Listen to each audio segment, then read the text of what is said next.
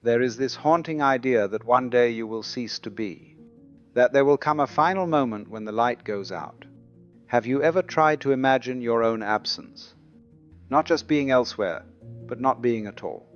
Try it for a moment. Try to picture what it would be like to not exist. You can't, can you? Because every attempt to imagine your absence still requires you to be present as the one imagining it. The mind performs a strange dance when it tries to grasp its own disappearance. It is like trying to bite your own teeth, like trying to look into your own eyes without a mirror. I'll let you on a secret. You will never, in your own experience, encounter your death. This is not a promise of immortality or some spiritual comfort. It is simply a logical truth about the nature of awareness itself. Because how could you possibly experience the absence of experience? It is impossible. You only ever know life through the presence of consciousness. And when consciousness is gone, there is no you left to know its absence. People say they are afraid of being dead. But what does that really mean? They imagine themselves in darkness, lying still, aware of their own nothingness. But that is not death. That is a living mind imagining death. You are still there, observing the darkness. Death, if we take it literally, is the end of experience. And if experience ends, who is left to know it has ended? You see the paradox. It is like a child afraid of the dark. What is in there? The child asks. Nothing, says the parent. And the child whispers, that's what I'm afraid of. But nothing is not something to fear. It is not a monster hiding in the dark. It is simply nothing at all. Every time you try to think about death, you secretly smuggle yourself in as the observer. You picture yourself seeing the coffin, feeling the silence, witnessing the void. But the very act of picturing that already means you are alive. This is the great joke consciousness plays on itself. The mind cannot imagine its own non-existence. It cannot look beyond the lens through which it sees. And so, the state of being dead will never be part of your experience. Not now, not ever. You will never be there to see it happen. Isn't that extraordinary? The one thing human beings fear most is something they will never actually encounter. From the standpoint of your own consciousness, you are in a sense perpetually alive. Not because your body is eternal, but because the moment of your absence never arrives in your experience. Think of a mirror. When you look into it, you see an image that represents you, but it is not you. It only shows what is reflected. Death works in a similar way. It reflects everything except itself. We project onto death our fears, our beliefs, our hopes. We imagine heavens, hells, voids, or nothingness. But death itself remains untouched by all of it. It is the one event you can be absolutely sure will happen. And yet the one thing you can never directly know. That is what makes it so mysterious. The ancient philosophers understood this. They said death is not an event in life. You do not live to experience death. When death arrives, you are not there. And when you are here, death is not. So what exactly are we afraid of? Perhaps we fear not death, but the thought of death. We fear the imagination of nothingness, not nothingness itself, because the real nothing never appears. Notice this. The only time you have ever truly been alive is now. Not yesterday, not tomorrow. Your life always happens in this present moment. The past exists only as memory in the now. The future exists only as anticipation in the now. And the now itself has no duration. It is not a slice between past and future. It is not in time at all. It is the timeless ground upon which time appears. So when do you expect to die? In the future, of course. But the future is only ever a thought that appears now. It never arrives as the future. When it comes, it is still now. This means that what we call death always remains an idea, never a direct experience. The end of consciousness is forever postponed to a future that never truly arrives. And here lies a quiet miracle hidden in plain sight.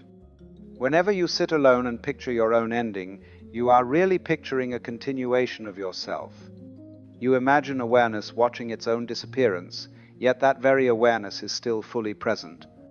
This reveals something subtle and profound. The fear is not in the ending, because consciousness cannot witness an ending. The fear exists only in the story you tell yourself about an ending. It is a narrative that loops back into the present moment. Every fear of the future is simply a ripple moving inside the ocean of now. From the view of awareness itself, there is only the eternal present. Forms change, bodies age, thoughts rise and fall. But the space in which all this happens never leaves. It is like the ocean watching its waves. Each wave rises, moves, dissolves. But the ocean remains. Your experiences are waves. Your awareness is the ocean. The ancient texts said it beautifully. That which is the finest essence, that is reality, that is the self. You are that. They meant that beneath all the changing forms, beneath the coming and going of sensations and identities, there is something unchanging, silent, still. That stillness is not born. It does not die. It simply is. You can test this for yourself. Try to imagine the total absence of consciousness. Not sleep, not fainting, not darkness, but the complete absence of any experience whatsoever. You cannot, because even to imagine it, you must be aware. It is like using light to look for darkness. The very act cancels itself. This reveals something profound. Consciousness cannot conceive its own end. It cannot be turned into an object because it is the subject of everything. It is the light by which all things are known. So what does that tell us about death? If consciousness cannot imagine its own absence, then death is forever unknowable to the one who lives. Think of deep, dreamless sleep. When you say, "I slept deeply," there was no I there during the sleep to witness it. The I appears upon waking and claims the experience after the fact. Death may be similar, except there is no waking afterward to claim it. So from the view of awareness itself, death never happens. There is no final moment where the lights go out. There is only a transition from one appearance to another, from one wave dissolving back into the sea. The fear of death, then, is not the fear of an event. It is the fear of an idea, and ideas can be released. The ancient teachers called death the great mirror, a mirror that shows you everything except itself. It strips away illusion, yet never reveals what lies beyond. In trying to describe it, we always end up describing ourselves. The believer imagines heaven. The skeptic imagines nothingness.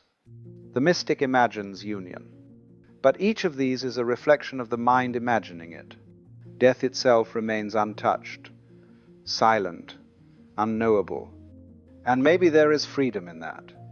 If death cannot be known, it cannot truly be feared, because the thing we fear will never appear in our own experience. You can only ever experience being, and being happens now. Always now. Every moment of your life has unfolded here.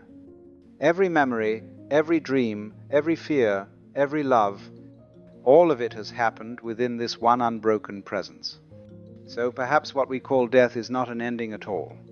Perhaps it is just another change in the shapes appearing in the vastness of awareness. A shift in the dance of the eternal now.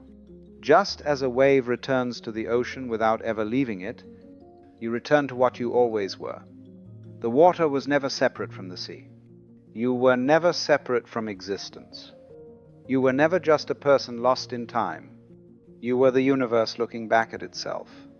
And when this particular form fades, the awareness that witnessed it does not vanish, because it was never born. It never began. And what never began can never end. So maybe the secret is this: you will never watch yourself die. You will only ever wake up from another dream.